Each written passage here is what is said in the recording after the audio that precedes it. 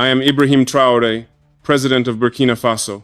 Today, I stand here amid the echoes rising from every corner of Africa. Justice, dignité, liberté. That chant is not merely the sound of a crowd. It is the soul of a continent awakening. This speech is not to commemorate the past, but to awaken the present. I speak on the occasion of the International Day for the Elimination of Violence Against Women, on the 25th of November, a day when humanity pauses to look into the mirror, to see how we have treated one half of the world. On behalf of the entire people of Burkina Faso, I send a message that transcends every border. The honor of a woman is the honor of a nation. This is not a routine political address. This is a declaration of war, a war against violence, injustice, and prejudice. A speech that, I believe, has never before been delivered in the history of West African Islamic nations. But to understand why we must declare this war, we must first look into the roots of injustice, where women continue to suffer in silence. In every family, in every nation, a woman is the lamp that lights the flame of life. Yet through the centuries, we the men have dimmed that light. When I was a young boy in Bobo Dioulasso, I watched my mother labor under the burning sun, working the dry fields to feed her children, while the men sat drinking tea and talking politics. And I asked myself, why does justice always stop halfway? I later understood this was not merely the story of Burkina Faso, but the story of Africa itself, even of the entire world. From the feudal dynasties to conservative Islamic societies, women have been confined within 4 silent walls, without a voice, without choice, without freedom. They were seen as childbearers, keepers of the kitchen, or worse possessions of men. How many times have we invoked tradition to justify fear? How many times have we invoked morality to excuse injustice? But today, we will invoke justice to restore their dignity. Because when one woman is humiliated, an entire nation is wounded. And when a woman is liberated, all humanity moves forward. If men are the backbone of a nation, then women are the heart of humanity. A body may stand upright because of its bones, but it can only live because of a beating heart. Since ancient times, Africa has survived thanks to the women who quietly upheld the foundations of life. They are the ones who carry water under the burning sun, who plant rice in the pouring rain, who teach children to read in mud-walled houses without desks or chairs. No victory achieved by men can endure without the hand of a mother, the heart of a wife, and the gaze of a daughter behind it.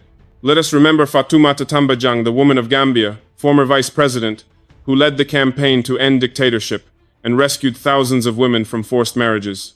Let us remember Ellen Johnson Sirleaf, the first female president of Africa, who rebuilt Liberia after the Civil War and won the Nobel Peace Prize in 2011. What these women achieved was not because they were women, but because they were human beings of courage and conviction, something that many men, myself included, may spend a lifetime trying to understand. In today's world, the rise of women does not threaten men, it saves humanity. When a woman is educated, an entire generation is enlightened. When a woman has a job, a family escapes poverty. And when a woman is heard, a nation rediscovers its justice. I must say this clearly. Burkina Faso, and all of Africa, cannot progress if the past continues to chain the present. There is no true renewal when half of humanity, the women, are still forced into silence. I speak not only as the head of a nation, but as a son of this continent, one who longs to see Africa awaken. We will no longer remain silent before the suffering of our mothers, our sisters, and our daughters. For if women are the soul of life, then equality is the breath of freedom.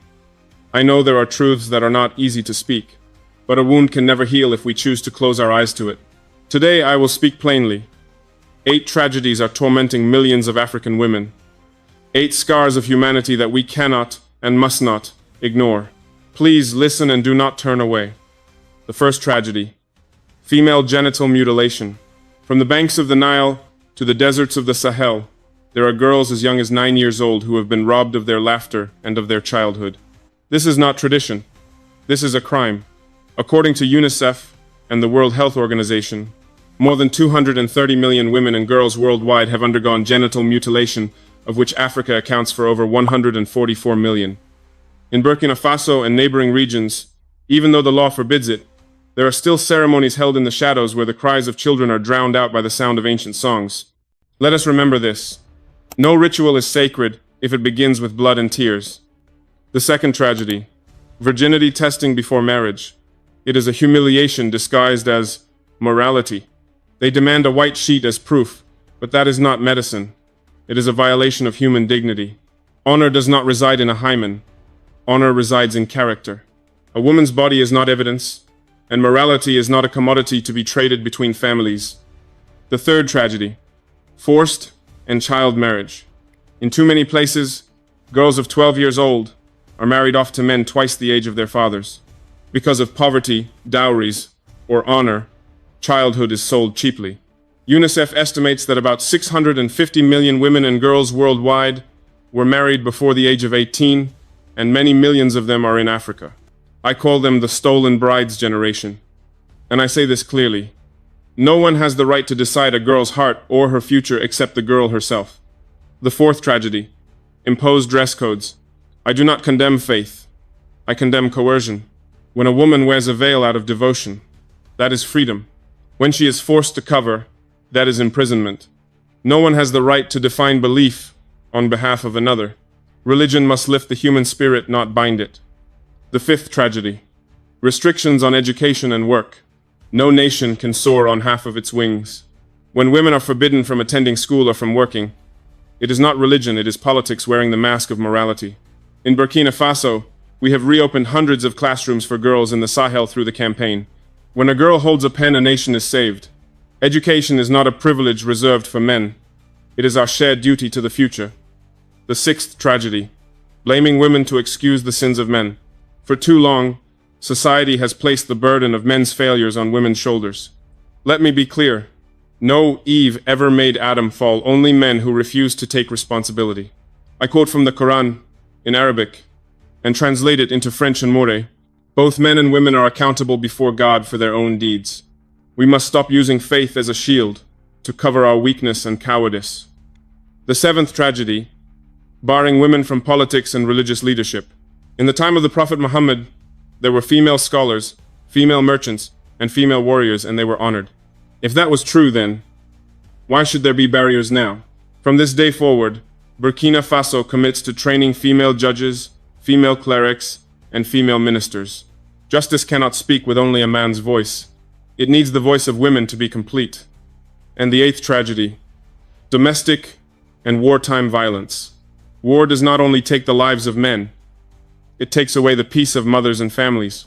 Thousands of women in Sudan, Congo, and Mali have been raped, abducted, and turned into spoils of war. No glory can ever be built upon the tears of mothers. Therefore, we will establish the National Commission Against Gender-Based Violence in cooperation with United Nations, women and African women's organizations, so that every cry for help is heard, every tear is wiped away, and no perpetrator hides behind the mask of tradition. Now, as these words echo across this square, I know the most important thing is not the applause, but the steps we take next. Every tear that falls today must become a seed for tomorrow's change. We have heard, we have cried, and we have understood. But understanding alone is not enough. The time has come to act. From this day forward, Burkina Faso will become a symbol of a new Africa, a continent where women are no longer pitied but trusted, protected, and honored. Because the freedom of a nation begins with the dignity of its women. And today, I declare 6 great initiatives, the first milestones on our journey to build an Africa of justice and equality. First, I declare the establishment of the Mother River Fund. That river will not flow with water, but with the willpower and determination of millions of African women. This fund will invest in cashew processing plants, cotton sterilization workshops, and community garment factories, with the goal of creating more than 50,000 stable jobs for women in rural areas.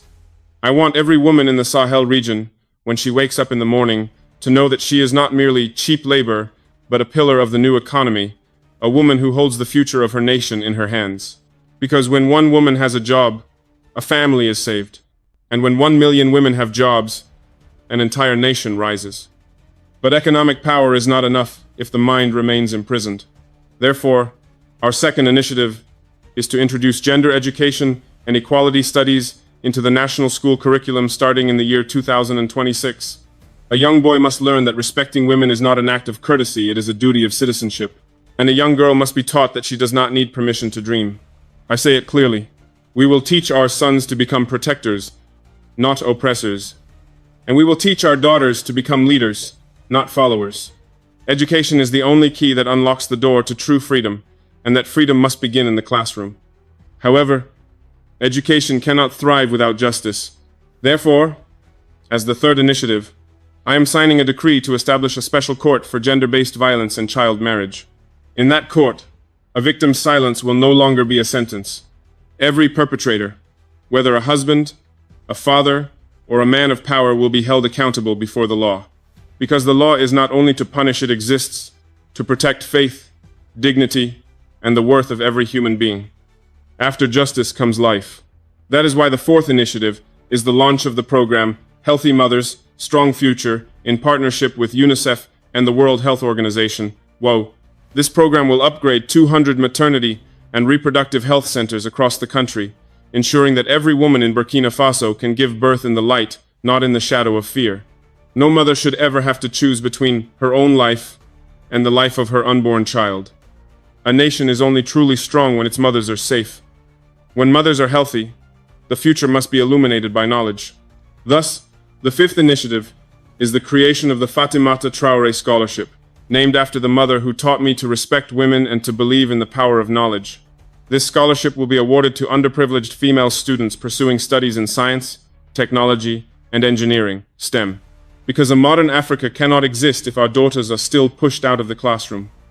The intelligence of women is the fuel of progress. If we wish to soar higher, we must let that intelligence take flight. But there can be no peace without protectors. Therefore, my sixth initiative is the creation of the Women in Security Training Camp, dedicated to courageous young women who wish to serve in the National Defense Forces. This model is inspired by the success of Niger in the year 2024, where women stood for the first time in the ranks defending their homeland.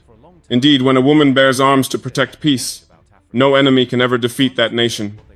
A woman who has work, education, and respect that is the strongest foundation of peace for any nation. We do not need more aid. We do not need more promises. We only need to give them opportunity, and they will do the rest.